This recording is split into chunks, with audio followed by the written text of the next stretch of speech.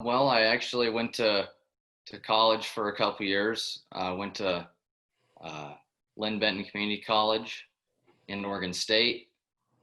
Uh, After 2 years of doing that, I didn't really know what I wanted to do beyond that. So I knew I wanted to work, and I met some people in the field and just went ahead and applied. How did it work for you to get accepted into your program? So there's a process, an application, and an interview that you go through based on how well you did with your application interview. You get placed on a list. I happen to be 21st on the list, so I was the 21st person last year to get hired. Yeah, so they do. Your application is your maximum points you could get are 110, and then your interview, your maximum points is 110. So if you scored 110 in your application and 110 in your interview, then most likely you would be the first person on the list to be hired. And that just depends on how well. Maybe if you went to college, you get points. If you did good in high school. But where you get most of your points is your prior work experience. Any sort of construction helps you out a lot. Awesome. Okay, and so then can you give us a brief overview of how your program works and possibly what a day-to-day looks like for you, what your classes look like? Yeah, so once it's your turn on the list to get hired, it's any hiring agency can hire you unless maybe you know someone in the field. So I actually was hired on with a company called Tomco Electric. I happen to know somebody that worked there, but it's just whoever needs apprentices, they can hire you. So you kind of just get thrown out to work with whatever company needs an apprentice, and you go to work for them. Now, with that being said, once you get into the apprenticeship, you're in for good. As long as you go to school and complete your hours, you can work for any company you want if they'll hire you. The day-to-day, going to school and working. So get up, usually go to work at 7, work an 8-hour day.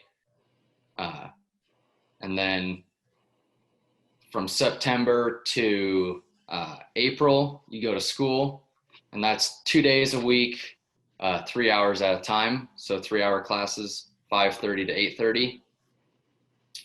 And, it's kind of like, going to school anywhere else. You have homework and tests and stuff like that. Cool. And then for you to complete your program, do you have to take a test at the end? How many years does it take you to get through your program? Mm-hmm. So it's about a 4-year program. There's requirement of hours on the job and hours in the classroom that you have to have. So I believe it's by the time your 4 years is up, you have to have 8,000 work hours, which you log each month, and somewhere around 580 school hours. You complete all your hours and school hours, then you have the opportunity to take your journeyman's test, and then you have the opportunity to become a journeyman electrician. And then can you tell us a little bit about your work hours? Do you get paid for those, or how does that work? Starting off as an apprentice, you start out at, I think, $16.50. Then every 1,000 hours of work you have, and every 144 hours, or every, I think it's 72 hours of school, then you get a $2 pay raise.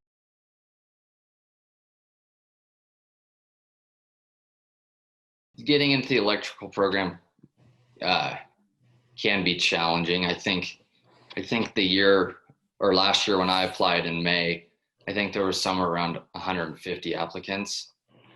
And it took me, I think, almost 6 months to get hired till it was my turn on the list. And I had heard, that I might not even get hired this, that year. But luckily I got hired. I applied in, I think it was May, and didn't get hired till almost October. So yeah. And it actually worked out perfect because the week I was hired, we started school in the end of September. So I actually got to start work and school at the same time. But, a lot of people told me that, don't get discouraged if I didn't get hired this year, because you can always reapply next year. And, if you keep applying, then, and you keep working up on getting good experience and stuff, then eventually you get hired.